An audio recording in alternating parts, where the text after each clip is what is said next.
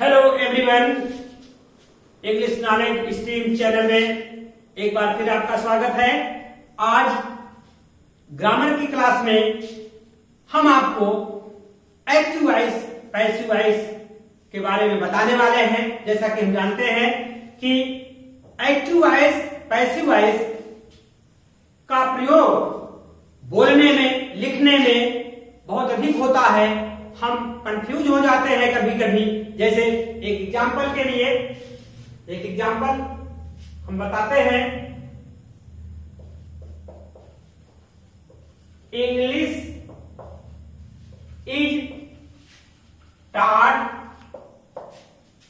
Here. यहां पर आप देखिए, इज आया है और इज के बाद वर्ब की थर्ड फॉर्म आ गई है। सामान्यतः अगर एक्टिव वॉइस, पैसिव वॉइस की जानकारी नहीं है तो आप सोचते हैं कि अगर इज एम आर आता है तो क्रिया जो आएगी उसमें आईएनजी लगा रहेगा, अर्थात वर्ब की फोर्थ फॉर्म इस्तेमाल होनी चाहिए।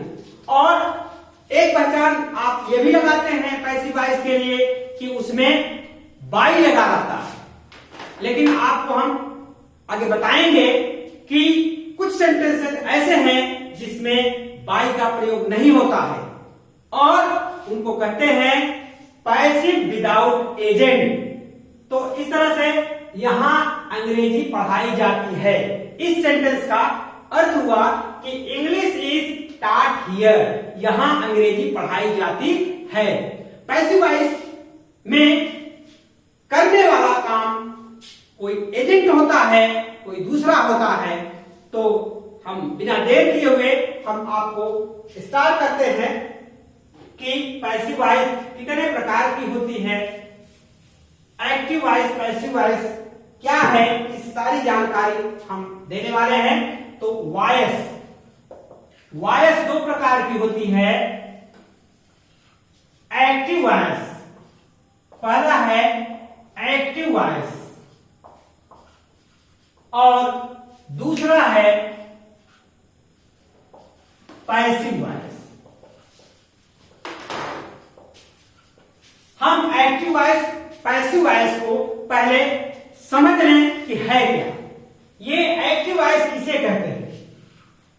जिस वाक्य में मुख्य क्रिया अपने कर्ता के अनुसार चलती है वो वॉइस एक्टिव वॉइस कहलाती है। फॉर एग्जाम्पल, फाइनाइट वर्ब जो होती है वो इस्तेमाल की जाती है एक्टिव वॉइस में। जैसे ही राइट्स ए बुक, वह एक बुक लिखता है। अब यहां देखिए, ये राइट्स है और ही है, ये सिंगुलर थर्ड पर्सन का सब्जेक्ट है। इसके साथ यस प्रयुक्त हो गया है, लग गया है, अर्थात क्रिया की पांचवी फॉर्म आ गई है। अगर हम इसको लिखें दे तो यहां हो जाएगा राइट ए बुक। अब यहां पर इसका जो सब्जेक्ट था प्लूरल हो गया और यहां पर इसकी फर्स्ट फॉर्म वर्ब की आ गई। मीनिंग से कि यह वर्ब जब अपने कर्ता के अनुसार प्रयुक्त होगी, जिस प्रकार से करता रहेगा उसी प्रकार से यह क्रिया प्रयोग में आएगी। तो इस तरह के वॉइस को एक्टिव वॉइस कहते हैं। इसी के जस्ट अपोजिट में अगर देखा जाए तो पैसिव वॉइस क्या है? इसमें इसको हिंदी में एक्टिव वॉइस को कर्तवाच्य कहते हैं, जिसमें कर्ता प्रधान होता है, और इसको हिंदी में कर्मवाच्य कहते हैं। तो जिसमें कर्म के अनुसार क्रिया प्रयुक्त की जाती है उसको हम पैसिव वॉइस कहते हैं। जैसे इसी का लिया जाए तो a book is written by he का हिम। यहां पर देखिए, ये बुक था, इज हुआ, क्रिया का थर्ड फॉर्म आया और बाई लगा, उसके बाद ही का ऑब्जेक्टिव फॉर्म हिम होता है, हिम हो गया। अब लेकिन दूसरे वाले सेंटेंस में अगर देखेंगे तो यहां पर ए बुक है, ए बुक, जबकि यहां देखिए ये प्लूरल है, प्लूरल सब्जेक्ट है, लेकिन यहां इज ही इस्तेमाल होगा क्योंकि जो ये ऑब्जेक्ट है ये सिंगुलर नंबर में है। ए book is written by them. ध्यान देने योग्य बात यह है कि हम यहां इज का ही इस्तेमाल किए। क्यों? क्योंकि हमारा जो ऑब्जेक्ट है, जो हमारा कर्म है, वो सिंगुलर नंबर में है। तो इस तरह से आप समझ सकते हैं कि पैसिव वॉइस में जो भी वर्ड इस्तेमाल की जाएगी वो according to object, not according to subject. तो इस तरह से जो टेंस है, जो 12 टेंस हैं, टेंस के प्रकार हैं, वो सारे एक्टिव वॉइस में होते हैं। और सारे एक्टिव वॉइस में होते हैं, उनको पैसिव बनाने के लिए स्पेशल रूल है, उसकी चर्चा हम करेंगे। और यह बताना चाहेंगे कुल 12 टेंस में, जो 12 टेंस है उसमें केवल 8 का पैसिव बनता है। 12 टेंस में 8 का पैसिव होता है और 4 का पैसिव नहीं होता है। 4 का पैसिव नहीं बनता, 8 का पैसिव बनता है। तो यहां हम बताना चाहेंगे कि जो 8 का पैसिव बनता है उसको नहीं बता के, हम जिन 4 का नहीं बनता है उनको हम बताते हैं कि इन 4 टेंस का पैसिव वॉइस नहीं बनता है। जैसे पहला है प्रेजेंट परफेक्ट कॉन्टिन्यूअस टेंस, और दूसरा है पास्ट परफेक्ट कॉन्टिन्यूअस टेंस, और तीसरा है फ्यूचर परफेक्ट कॉन्टिन्यूअस टेंस, और चौथा है, यहां हम चौथा लिख दे रहे हैं, फ्यूचर कॉन्टिन्यूअस।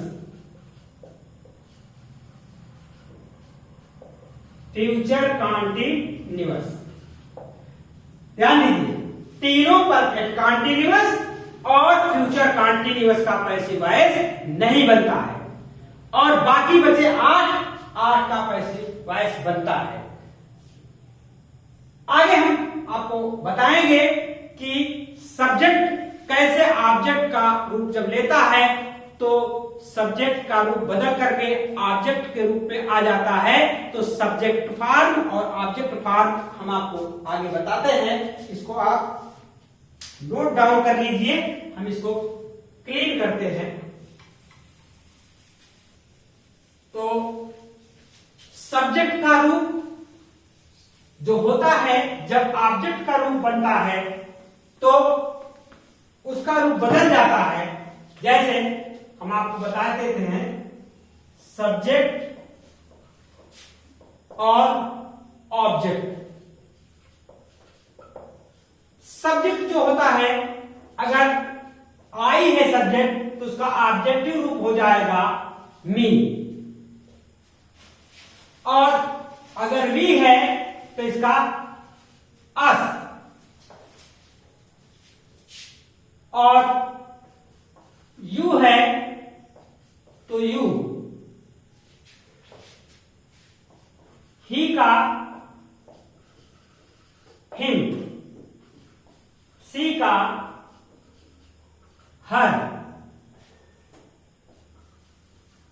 दे है तो देम, अगर हु है इसको बाय होम में कर देते हैं, इट है इट, और अगर नाउन है तो वो नाउन ही रहेगा। ये सब्जेक्ट है, ऑब्जेक्ट है, यानी सब्जेक्टिव फॉर्म है, ये ऑब्जेक्टिव फॉर्म है और ये सब्जेक्टिव फॉर्म है। सब्जेक्टिव फॉर्म है और ये ऑब्जेक्टिव फॉर्म है। तो इसको भी आप टेक डाउन कर लीजिए। तो हम आपको आगे बताएंगे कि अगर सब्जेक्ट आई है, जब वो ऑब्जेक्ट के रूप में जाएगा तो हमेशा हो जाएगा मी। तो इस तरह से एक दूसरे को कन्वर्ट होते रहेंगे। और अब हम आपको नेक्स्ट वीडियो में प्रेजेंट इंडेफिनिट स्टार्ट करेंगे और उसके रूल को बताएंगे कि कैसे एक्टिव से पैसे बनता है। और देखते रहिए, आप लोग बने रहिए चैनल पर और एक्टिव वॉइस पैसिव वॉइस आपको अच्छी तरह समझ में आ जाएगा। एक बात हम बताना चाहेंगे कि मैंने सारा वीडियो सीक्वेंस में बनाया है। आप शुरू से देखिए, हर वीडियो को देखेंगे तो आपका कंसेप्ट अच्छी तरह क्लियर हो जाएगा। और कहीं कहीं से स्किप करके अगर देखेंगे तो कंसेप्ट नहीं क्लियर होगा। इसलिए पूरा का पूरा वीडियो देखिए और आप उसको अच्छी तरह से समझ लीजिए, नोट्स बना लीजिए। बने रहिए इंग्लिश नॉलेज चैनल के साथ और देखते रहिए वीडियो को। Thank you for watching this video.